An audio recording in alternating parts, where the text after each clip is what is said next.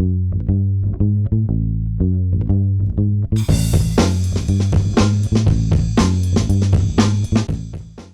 and welcome to Revenue Marketing Television, the video channel dedicated to thought leadership from the world's top marketing executives. I'm your host, Jeff Pedowitz, President and CEO of the Pedowitz Group.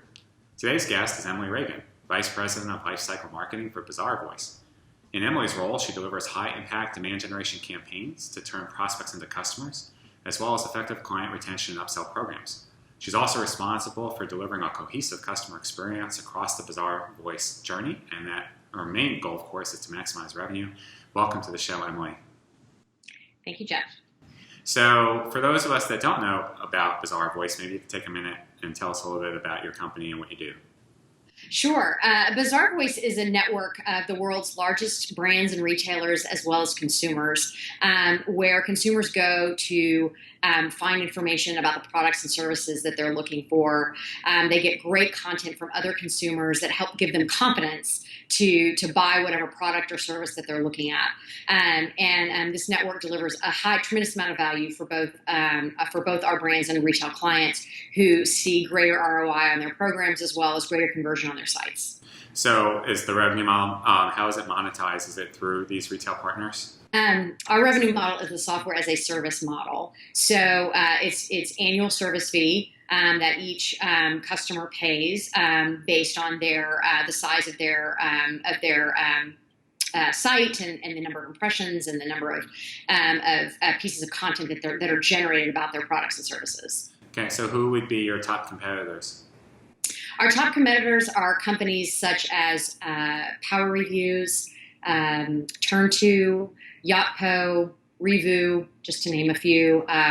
We also are in the visual content and commerce category, so companies such as Olaplex and Curalate are also considered competitors in the visual content and commerce space. Okay, and how are you differentiating yourself? Our key differentiators are in a couple of areas.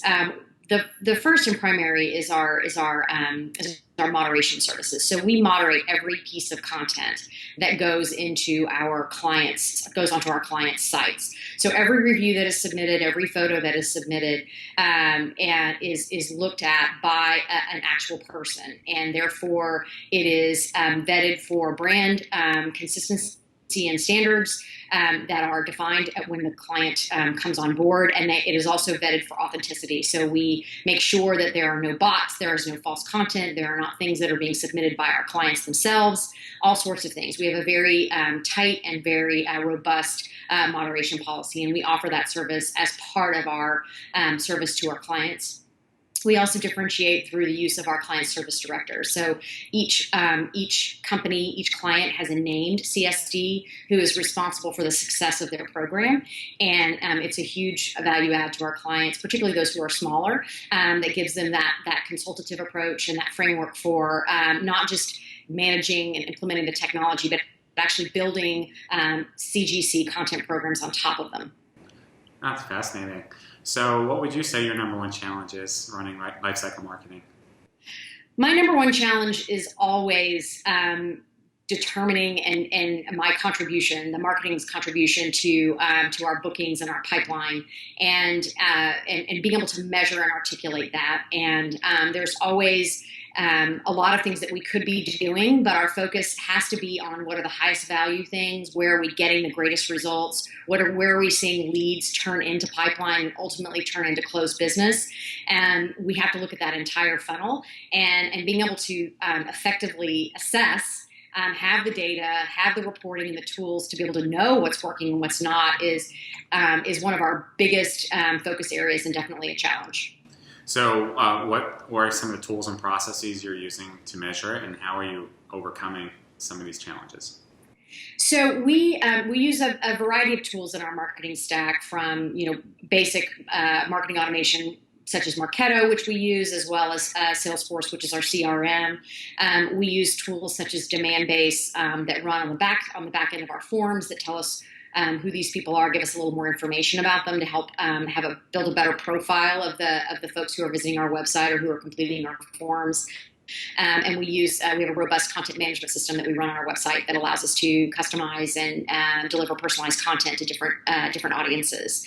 So, and then when it comes to those are the tools that we use to deliver on the experience. And then when it comes to measuring and reporting on the experience, we leverage both Marketo and Salesforce as a way to capture the data from the systems and do analysis around that. We do all of our reporting is full funnel, so we look all the way through from beginning to end in Salesforce so that we can see those leads and how they move through the system.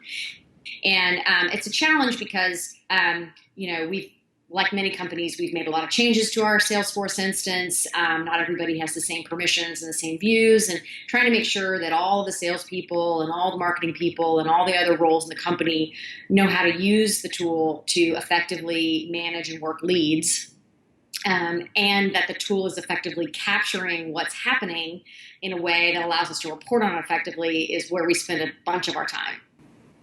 So you've been running marketing for a long time. What are some of the biggest changes you've seen over the last 4 to 5 years? At Bazaar Voice, the speed of change here in marketing is certainly significant. I mean, the number of tools that I have at my disposal to go improve performance or to do different things to innovate around demand generation from a MarTech perspective has just mushroomed, has totally blown up. And I can barely use the technology I have, much less the idea of adding more technology. And there's so many great, cool things to do out there. So the question is just, how do you figure out what's really, really working and then invest more there and then figure out what tools can help you be more effective there?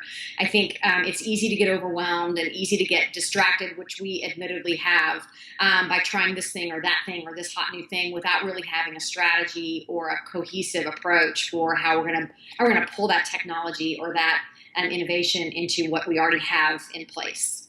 So with all that change, are you finding that the skill sets of your staff also need to change, and how are you approaching it? How are you finding the team? How are you structuring your organization? How are you keeping them current? So I'm finding that we're spending a lot more time on training, and that's just it's critical. And I've tried to come up with lots of ways to not do it, using peer-to-peer and documentation and ways to help people get up to speed faster. And those are certainly great tools, but they can't replace that hands-on training that our team members need to use the tools and the systems that they have at their disposal. So that's one area. We've just invested more there. I certainly have become more proficient at hiring the right people that truly have the expertise, and I place certainly a high value on people that know how to work in marketing automation platforms and that understand how they work and who've worked in several or who've worked deeply in Marketo. So I definitely have increased the number of people in my team that come from that background from a certification standpoint. But at the end of the day, I would say my number one strategy is to hire smart people, because if you hire smart people who are versatile and who have an aptitude for learning and growing and for being curious, then you're going to find that you're going to get the results that you want. So I definitely want to make sure that even though I'm looking for particular technical skills, that I'm also just really looking for and not overlooking people who are just really smart. So what would you say is the blend? Are you getting kids right out of school? Are you looking for people that have a few years? Are you looking for older people? Yes to all the above, or what do you generally? Mostly experienced hires. We are a fairly small team, and so we need people who can come in immediately and who have experience building and running campaigns or events or programs, marketing programs. And so we don't have a lot of, I would say, entry-level bench here at Bazaar Voice. Everybody works at both a strategic level as well as an execution level. So definitely, depending on the role, 3 to 5 years of experience, probably at the low end, up to a more senior level manager or director level person might have 8 to 10. Now, do they work all on site, or are you finding people that work virtually as well?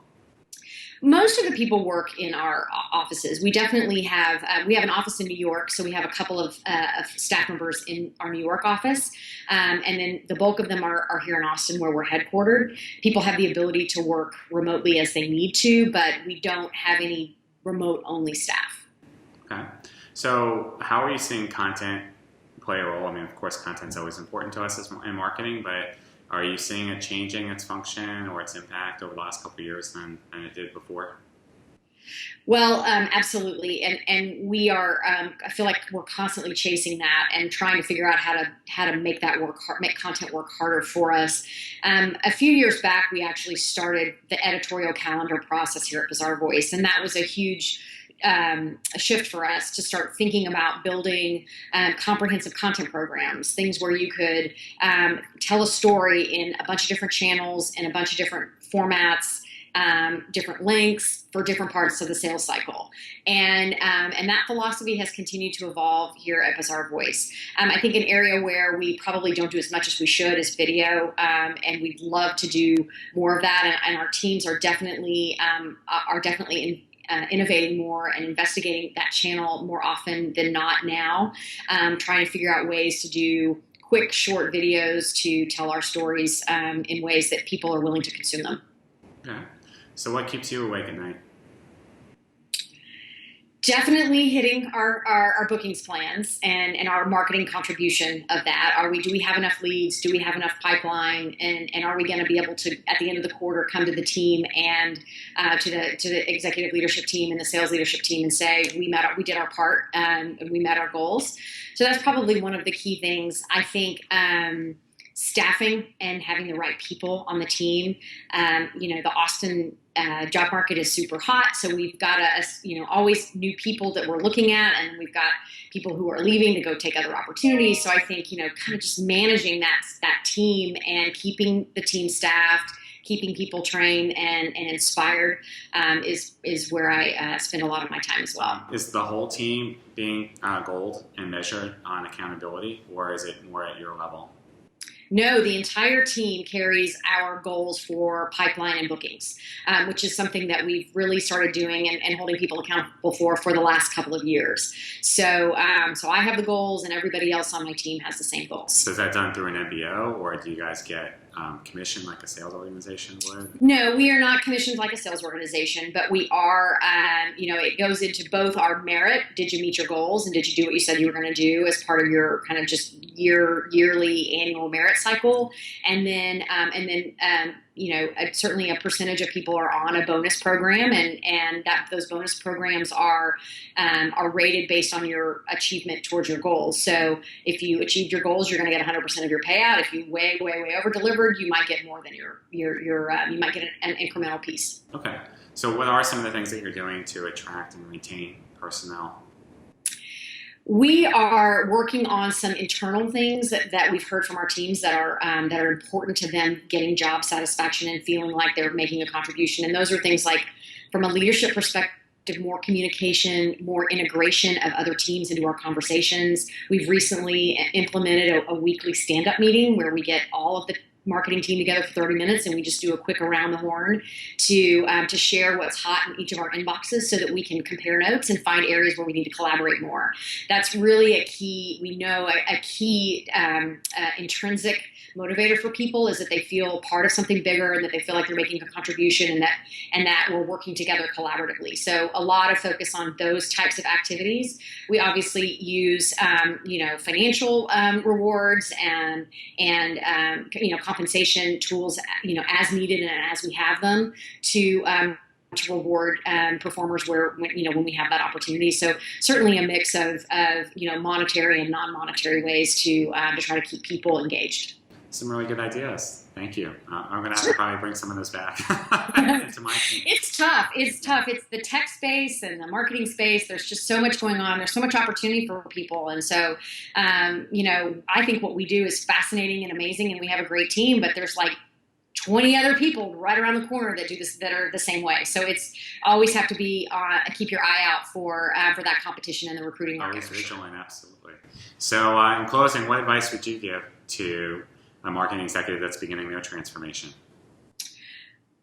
Well, I think just understanding what you've got in front of you, what the biggest issues are, and the things that are going to make the greatest impact first. I think that's certainly a good strategy, regardless of whether you're marketing or not, is to really prioritize where to focus your time and your energy, because it's easy to get sucked into a ton of different initiatives.